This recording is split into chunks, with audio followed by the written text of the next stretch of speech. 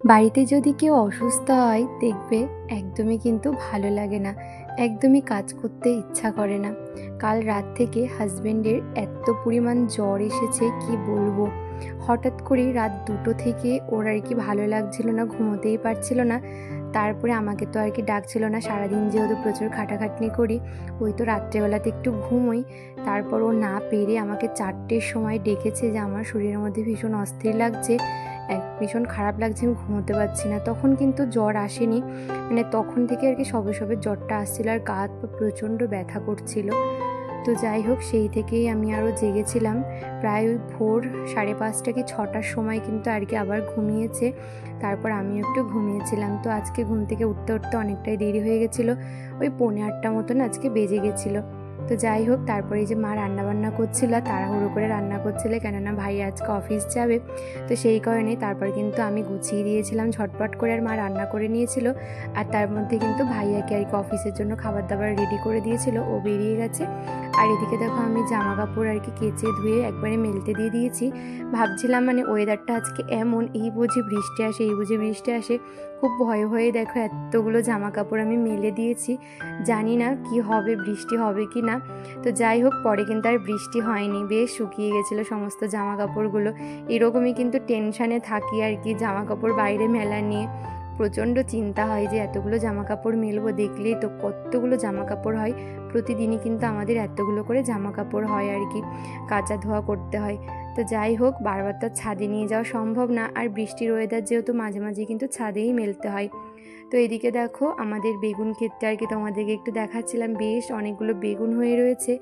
তো বাবাইকে বলতে হবে বেগুনগুলো তুলে দিতে। আর এখন আমি যাচ্ছি হচ্ছে পাশের বাড়ি দুধটা আনতে আরিয়ানের জন্য। দুধটা সকালবেলাতে কিছুটা দুধ নিই, আর কিছুটা বিকালবেলাতেও নিই, মানে সন্ধ্যার দিকে। তো এই সকালবেলার দিকটাই যে আরিয়ান স্নান করে আর কি দুধ খাই, সেটা আর কি এখন নিয়ে যাচ্ছি। আমাদের সংসারে কিন্তু প্রচুর কাজ রয়েছে, আর তার অনেকটা কাজে কিন্তু আমার হাজব্যান্ড, তারপর ভাইয়া বাড়ি থাকলে ওরা কিন্তু হেল্প করে দেয়। তো অনেকটাই কিন্তু হেল্প হয় আমাদের। আজকে হাজব্যান্ডের যেহেতু শরীর খারাপ, তার মধ্যে ভাইয়াও আজকে অফিসে গেল, আর হচ্ছে বাবাইও আজকে বাড়িতে নেই, বাবাইয়ের আজকে একটা কাজ রয়েছে, সেই জন্য বাবাই সেই সকালের দিকে বেরিয়েছিল আর একদম মানে বিকালের দিকে এসেছিল। তো সেই জন্য আজকে অনেকগুলো কাজে কিন্তু মায়ের আর আমাকে মানে এক্সট্রা অনেকগুলো কাজ করতে হয়েছে। মানে পুরো মাকে আর আমাকে নাজেহাল অবস্থা হয়ে গেছে। মা তো সমানে দৌড়ে যাচ্ছে। সকালবেলাতে মা একবার মানে মন্দিরে গেছিলো স্নান করে, আজকে যেহেতু বৃহস্পতিবার, তো মা ভেবেছিল যে মানে হাজব্যান্ড আর কি স্নান করে সকাল সকাল পুজো দিয়ে নেবে, সেই রকমই কথাবার্তা ছিল। কিন্তু ওর যা শরীর খারাপ, মা তো সকালবেলাতেই গুছিয়ে এসছে, তারপরে রান্না করতে চলে এসেছিলো, কিন্তু পুজোটা তো আর দিয়ে আসতে পারিনি। তারপর আবার মা পরে এদিকের কাজগুলো গুছিয়ে তারপর আর কি স্নান করে পুজো দিতে গেছিলো। ওই আমি আর মাই কিন্তু একবার করে আরিয়ানকে একবার দেখছি, মানে আরিয়ানের সাথে রয়েছি, আবার কাজ করছি, দৌড়ে দৌড়ে এরকমই কিন্তু করেছি। তো যাই হোক, ওইদিকে দেখো আর কি গরুর জন্য একটু সবজির খোসাগুলো রেখেছিলাম, সেগুলো ধুয়ে মার দিয়ে আর কি বালতির মধ্যে রেখে আসলাম, আর পাশের বাড়ি কাকু এসে নিয়ে যাবে। তারপরে এই যে রান্নাঘরের বাসনপত্রগুলো এখন যেটা যেখানে থাকে গুছিয়ে রাখছি। বাসন ধোয়া মাজা, তার সাথে কিন্তু এই যে গুছিয়ে রাখাও কিন্তু অনেক বড় একটা কাজ। এত বাসন হয় না সারাদিনে, সেই সমস্ত বাসন তো আর কি গুছিয়েও রাখতে হয়। যে যেমন, মানে আমি যখন যেমন পাচ্ছি বাসন ধুচ্ছি, আবার মা যখন যেরকম পাচ্ছে বাসন মাজছে রান্না করতে করতে। আর এখানে এই যে এরকম করে জল ঝরাতে দেওয়া রয়েছে। তো আমি কিছু বাসন আর কি যখনই সময় পাই গুছিয়ে রেখে যাই, আবার মা গোছাই। মানে সারাদিনই বাসন গোছানোর জন্য যেন একটা লোক যদি থাকতো তাহলে মনে হয় ভালো হতো। তো যাই হোক, আজকে ঘর মোছা, মানে জামা কাপড় ছাদে মেলা রয়েছে, কালকে জামা কাপড়গুলো সেগুলো তোলা, পায়রাদের খেতে দেওয়া, আজকে সমস্তটাই কিন্তু আমাকেই করতে হবে। সমস্ত জামা কাপড় দেখো ছাদে মেলা হয়েছে, কত জামা কাপড়। তো এগুলো মনে হয় শুকিয়ে গেছে, সবই শুকিয়ে গেছে, হয়তো এই প্যান্টগুলোই শুকায়নি। হাঁপিয়ে গেছি আসলে, এতক্ষণ উপরের ঘরগুলো সমস্তটাই চারিদিক ঝাড় দিলাম। ওদিকে তো রান্নাঘরটা গুছিয়ে তারপরে উপরে এসেছি, এসে ঘরটা একটুখানি গুছিয়ে নিলাম অফ ক্যামেরাতেই, তোমাদের সামনে আর আসিনি। তো যাই হোক, এই জামা কাপড়গুলো এখন তুলবো, তার আগে চলো পায়রাদেরকে খেতে দিয়ে আসি। আজকে তো হাজব্যান্ড আর আসতে পারিনি, এগুলো ওই করে দেয়। আজকে তো ছুটিটা খারাপ, তো সেই জন্য আমি আর কি আসলাম। কাজগুলো করি একবারে ওপরের, তাহলে সমস্ত কাজগুলো হয়ে যাবে। দেখো সবাই অপেক্ষা করছে, 2টো মতন তো বাজতেই গেল।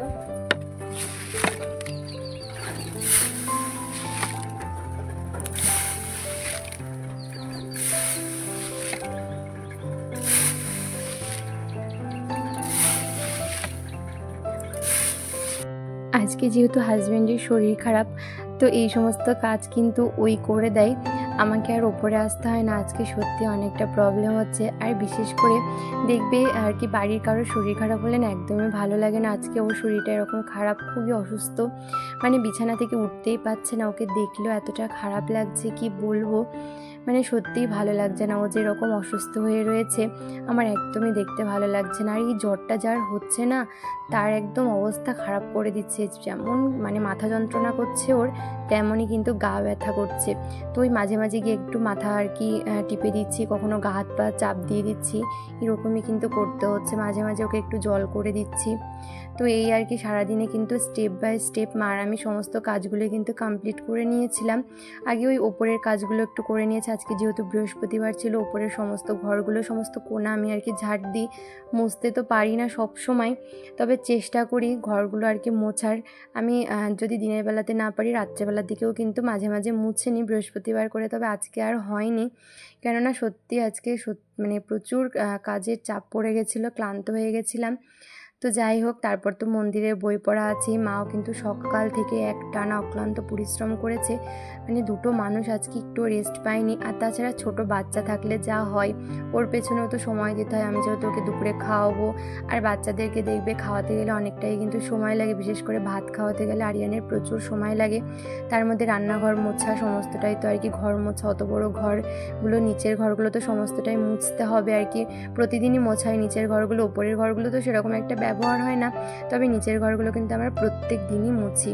তো যাই হোক, আমি মুছে নিয়েছিলাম। তারপরে এই যে দুপুরে খাওয়া দাওয়া সেরে আর কি আরিয়ানকে নিয়ে একটু বেরিয়েছিলাম বাইরে। ওকে আর কি আজকে বাইরে বেরি করা হয়নি। আর বাচ্চাদের দেখবে ঘরে থাকতে একদমই ভালো লাগে না। তো ওর পাশের বাড়ির একটা দাদার সাথে দেখা হয়েছিল, ও আর কি ক্রিকেট খেলতে গেছিলো, ওর সাথে একটু খেললো। তারপরেই কিন্তু উঠোনে যে এখন একটু খেলছে, আর আমি একটু ভাবলাম এই সুযোগে একটু বই পড়ে নিই। আমি তো বেশিক্ষণ বই পড়তে মানে পারি না, কেননা ওই আর কি আমার ভিডিও এডিট করার পরে এসে আরিয়ানকে নিয়ে একটু ঘুরতে হয়। তারপরে আর কি ওই কিছুক্ষণ এসে বসি, তারপরে পড়ি, তারপরে কিন্তু আবার যে সবার জন্য চা করতে যেতে হয়। তো সেই কারণেই বলতে পারো। তো যাই হোক, যতটুকু সময় পড়ি আর পড়তে পারি আর কি, ততটুকু সময় কিন্তু একদম মন দিয়ে আর কি পড়ার চেষ্টা করি। আর আমি তো খুব একটা ভালো করে পারি না, তবে মায়ের থেকে একটু একটু করে শেখার চেষ্টা করছি এখন থেকে। আশা করি যে ভালো করেই পড়া শিখে যাবো এরপরে।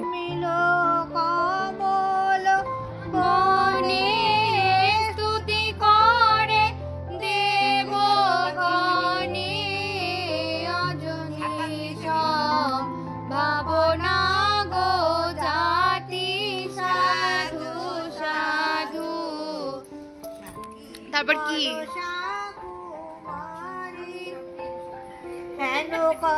হে বেদ আদি তুমি সৃষ্টির সৃষ্টি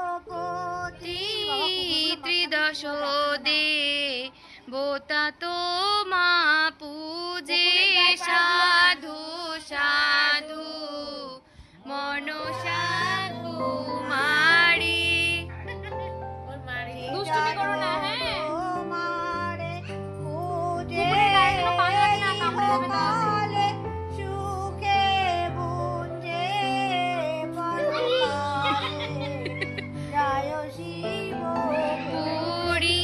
সাধু সাধু মনসা কুমারী জানকী নাথের বাণী শুনো দেব ব্রাহ্মণী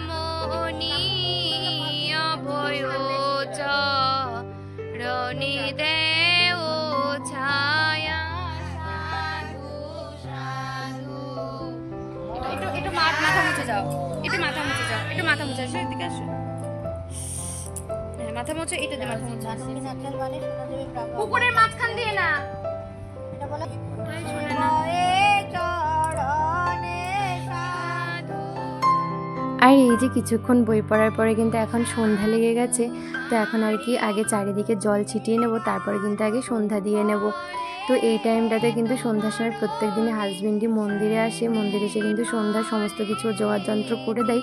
আর আমরা সবাই বাইরে থেকে আর কি জোগাড় দেওয়া, কেউ আর কি শাক বাজানো, কেউ ঘন্টা বাজানো, এই সমস্তই করি। তবে আজকে আরও আসতে পারিনি, আমি সবটা আর কি গুছিয়ে নিয়েছিলাম।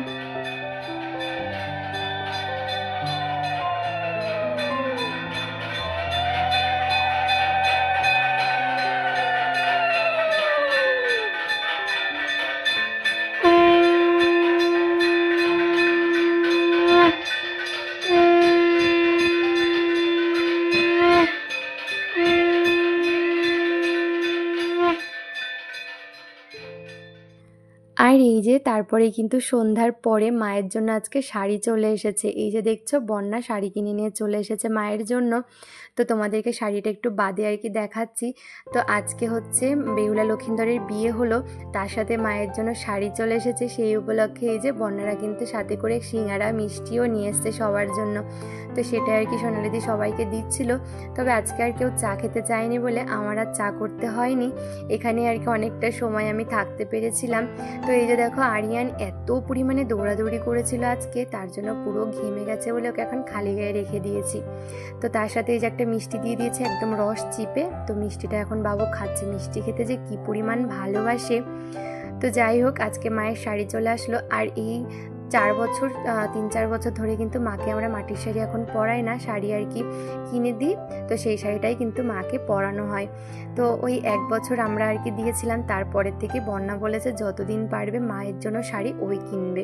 তো এই দেখো এবার ও পছন্দ করে এই যে লাল কালার, তার সাথে হচ্ছে নেভি ব্লু কালার, এটা নাকি যাই হোক ব্লু কালারের মানে রেড আর ব্লুর কম্বিনেশনে শাড়ি কিনে নিয়ে এসেছে। যা ভালো লাগছে না, মাকে পরলে না জানি কত সুন্দর লাগবে, একদম মিষ্টি মিষ্টি লাগবে মাকে। তো যাই হোক এই যে তোমাদেরকে শাড়িটা দেখিয়ে দিলাম। তো আর কদিন পরেই কিন্তু মাকেও তোমরা দেখতে পারবে, আর বেশি দেরি নেই।